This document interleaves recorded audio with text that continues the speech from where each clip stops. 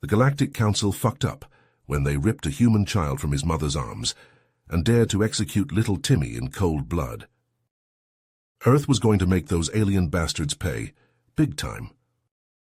Timmy was just playing with his toy ships in Central Park, like any normal 5-year-old kid, except he wouldn't get the chance to grow up. To his parents' horror, a gleaming saucer blazed through the sky, blotting out the sun. A purple tractor beam locked onto the boy and sucked him into the craft, his screams piercing the air. "No, Timmy!" Jane shrieked, collapsing to her knees as the Rakari ship rocketed away. John wrapped his arms around his sobbing wife, his eyes fixed on the vanishing speck, his heart shattered. They begged the Galactic Council to return their son, but the bureaucrats stalled for months. John knew in his gut those alien fucks killed his boy. He was going to find out the truth. Breaking into a maximum security government vault, the ex-Special Forces operative confronted General Matthew Jenkins. "Where is my goddamn son?" John roared, pinning the general to the wall. "I'm sorry, John, the Rakari, they—" Jenkins' voice cracked. "They murdered little Timmy, dissected him like a frog. Council covered the whole thing up." John released Jenkins, stumbling back, white-hot rage and grief coursing through his veins. "You know we can't let this stand," Jenkins said, punching a keypad. "If those alien bastards think they can get away with butchering our children, they got another thing coming." A hidden door hissed open, revealing a cryo chamber. John's eyes widened. "Those monsters killed a human child," Jenkins spat. "So we're going to wake up humanity's best and teach them what it means to fuck with Earth." Frigid mist billowed out as the cryo chamber hissed open. Captain Lucas Luke Hawkins emerged, his piercing blue eyes quickly assessing his surroundings. They locked onto Jenkins and John. Jenkins quickly briefed Hawkins on the situation. The Rakari murdered little Timmy, dissected him like a lab rat, and the Galactic Council covered it all up. Hawkins's jaw clenched, a vein throbbing in his neck as white-hot rage surged through him.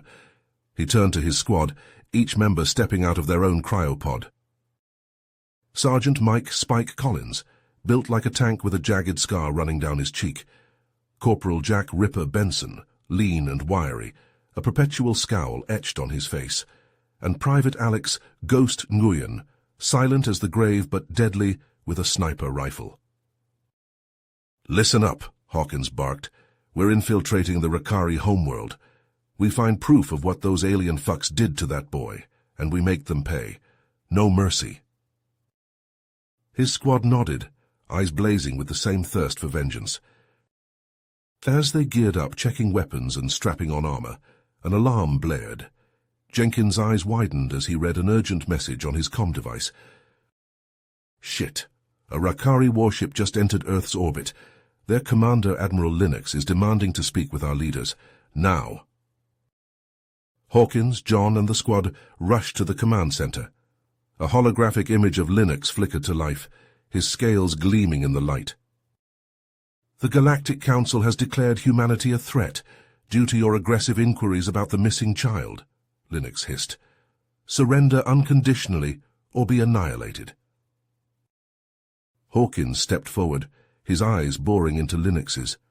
"We don't surrender to child killers," he snarled. "You want a fight? You've got one." Linux bared his fangs as the transmission cut out. Alarms wailed, the command center shaking as the Rakari warship opened fire on Earth's defenses. Jenkins turned to Hawkins and his squad. "Looks like your mission starts now, Captain. Give 'em hell." The super soldiers boarded a waiting spacecraft, engines roaring to life. As they rocketed toward the Rakari ship, Hawkins' eyes narrowed, a cold fury burning within. He would avenge little Timmy, and make the alien bastards pay for what they did in blood.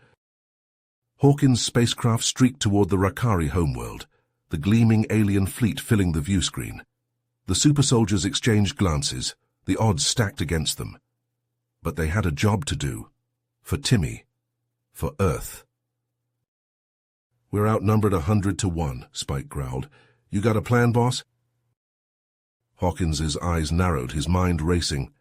"We infiltrate their command ship, disable their weapons from the inside. "Fucking A," Ripper grunted, checking his rifle. "Let's gut those alien bastards." Ghost simply nodded, his sniper rifle cradled in his arms. As they neared the flagship, Hawkins engaged the cloaking device. The spacecraft shimmered, vanishing from sight. They drifted past patrolling fighters, undetected. The airlock hissed open. Hawkins and his squad slipped aboard, their boots thudding on the alien metal. "Spike with me," Hawkins ordered. "We're taking the bridge. Ripper, Ghost, sabotage their weapons array." The super soldiers split up, moving through the bowels of the ship. Hawkins and Spike encountered a patrol of Rakari soldiers. Plasma bolts sizzled through the air. Hawkins dropped 2 with precise headshots. Spike charged, slamming an alien into the wall, bones crunching. They reached the bridge, the doors sliding open. Admiral Linux whirled, his eyes widening as Hawkins and Spike stormed in, guns blazing. The Rakari guards fell, smoking holes in their chests. "You," Linux snarled. "I should have wiped out your pathetic species when I had the chance." "I killed a child," Hawkins said, his voice cold as space. "You experimented on him, on others." Linux laughed, a cruel sound. "Progress demands sacrifice. Their lives served a higher purpose." White-hot rage surged through Hawkins. He lunged, slamming into Linux. They grappled, rolling across the floor. Linux lashed out with sharpened claws. Hawkins caught his wrist, snapping it like a twig. Linux howled, staggering back. Hawkins snatched a data chip from the command console. Linux took advantage of the momentary distraction, fleeing the bridge. "Bastard's getting away!" Spike shouted, leveling his rifle. "Leave him," Hawkins ordered. "We got what we came for." Ripper's voice crackled over the comm. "Charges set, boss. This ship's gonna blow." "Copy that," Hawkins replied. "Exfil now." The super soldiers fought their way back to their spacecraft, Rakari soldiers flooding the corridors.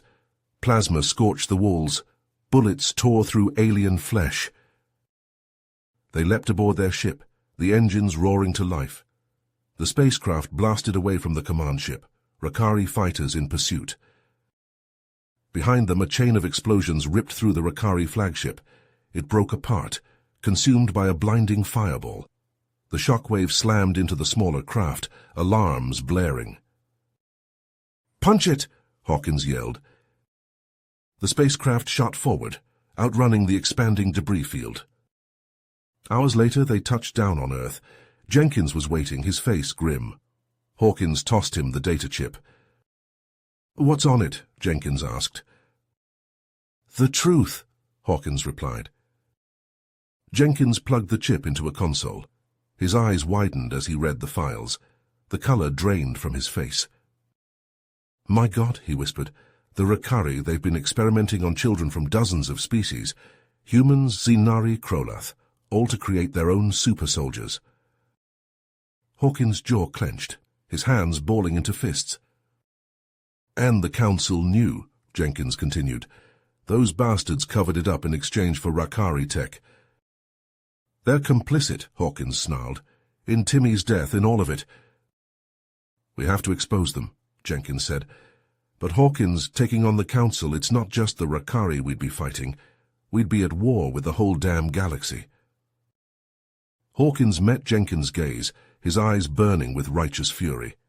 "I don't care if we have to take on the whole universe. We're going to get justice for Timmy, for every child they've murdered." He turned to his squad. "Gear up, this is just the beginning." As the super soldiers prepped for the battles to come, an urgent message blinked on the console. Jenkins pulled it up, his brow furrowing. "Distress call from a human colony on the edge of Rakari space," he said. "They're under attack, begging for help." Hawkins didn't hesitate. "Set course," he ordered. "We're not letting those alien fucks take another innocent life." The spacecraft lifted off, rocketing into the sky, toward the besieged colony, toward the next fight in an all-out galactic war. The spacecraft touched down on the scorched earth of the human colony, dust swirling around the landing gear. Hawkins and his squad emerged, weapons at the ready, their eyes taking in the destruction. Buildings lay in ruins, bodies strewn across the ground. The stench of death hung heavy in the air. A scream pierced the eerie silence. Hawkins signaled his team and they moved toward the sound, boots crunching on rubble. As they rounded a corner, they froze. Rakari soldiers stood in a semicircle, their plasma rifles trained on a group of terrified colonists. And there, in the center, was a face Hawkins recognized. John, Timmy's father, a Rakari gun pressed to his temple. "Luke," John shouted, his voice cracking, Don't let them take anyone else." The Rakari soldier slammed the butt of his rifle into John's stomach, doubling him over. Hawkins' finger tightened on the trigger, but he held his fire. They were outnumbered, and one wrong move could mean the death of the hostages. "Spike," Hawkins said, his voice low, "with me, we're going to get those people out." He turned to Ripper and Ghost. "Draw their fire, keep them focused on you." The two soldiers nodded, readying their weapons. Hawkins and Spike crept along the rubble, staying low. Ripper and Ghost broke from cover, opening fire. Plasma bolts sizzled through the air as the Rakari returned fire. The hostages screamed, trying to make themselves small targets. In the chaos, Hawkins and Spike closed in. They took out the guards with precise shots, then rushed to the hostages. "Go, run!" Hawkins yelled, cutting their bonds. The colonists fled, John among them. Hawkins and his team provided cover fire, retreating toward their ship. A roar shook the ground, stopping them in their tracks. A massive figure emerged from the smoke, a Rakari, but not like any they'd seen before. It stood twice the height of a man, its muscles bulging beneath its scales. Its eyes glowed an eerie red, fixed on the humans. "What the fuck is that?" Spike whispered.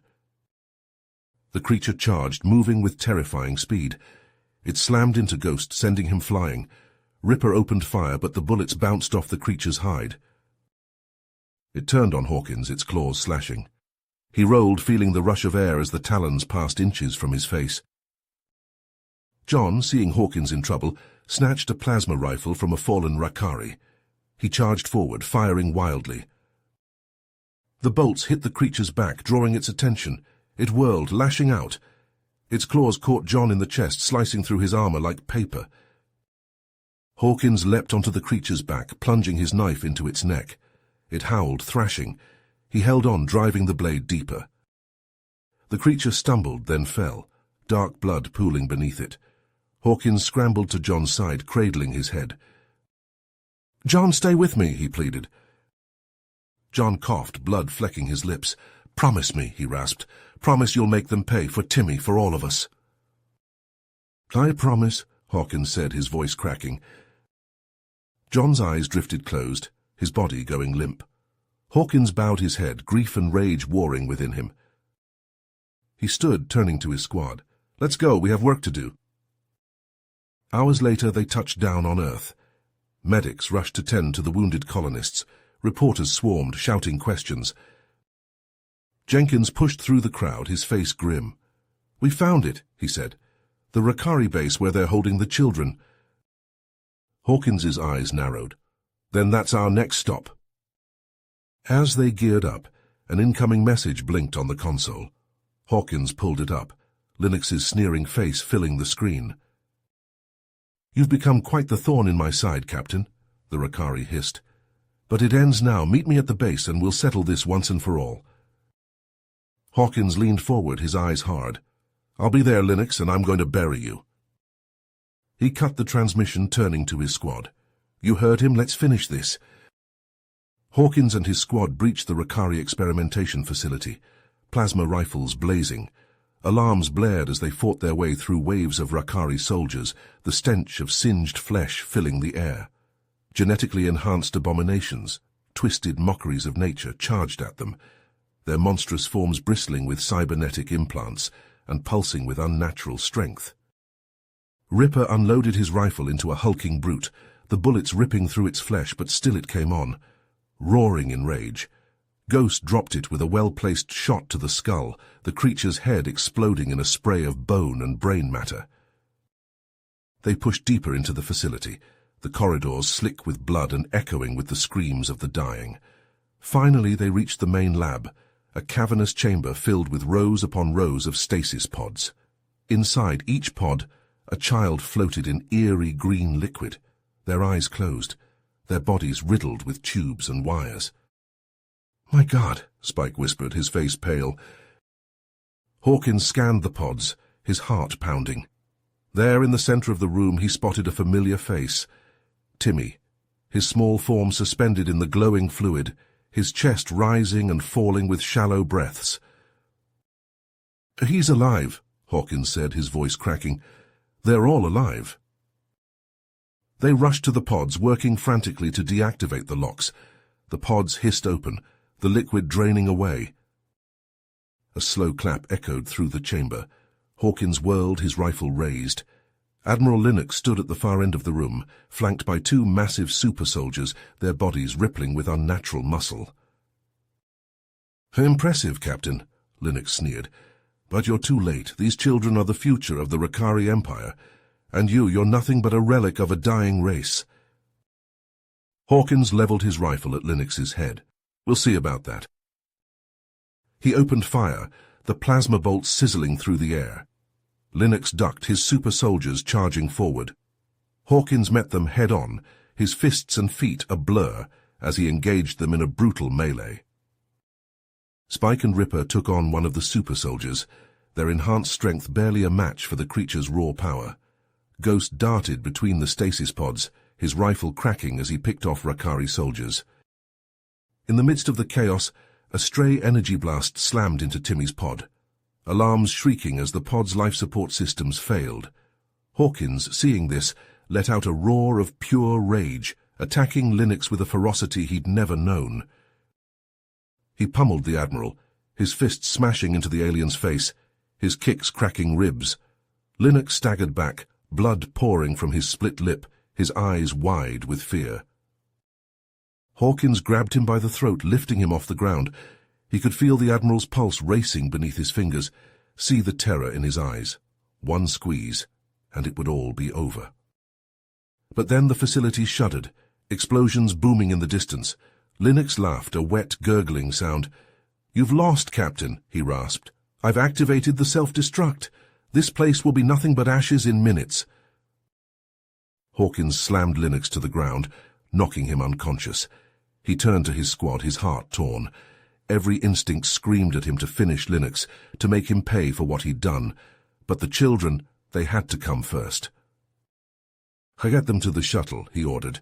"Now!" They worked frantically, carrying the children from the pods, their small forms limp in their arms. They raced through the collapsing facility, dodging falling debris and gouts of flame. At the shuttle, Hawkins paused, Timmy cradled in his arms.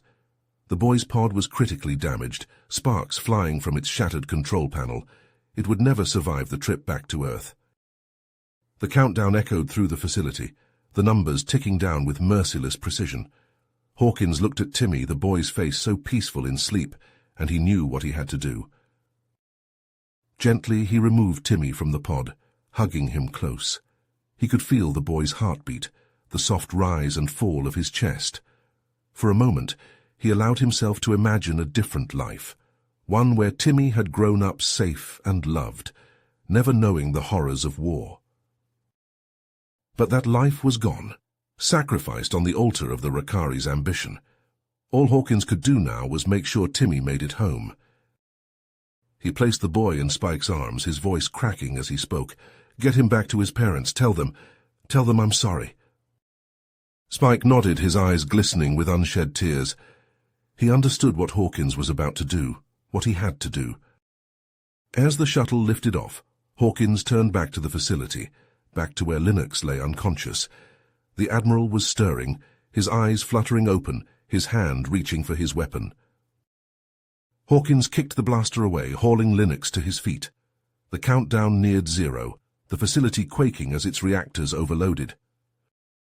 "Looks like you get your warrior's death after all," Hawkins growled.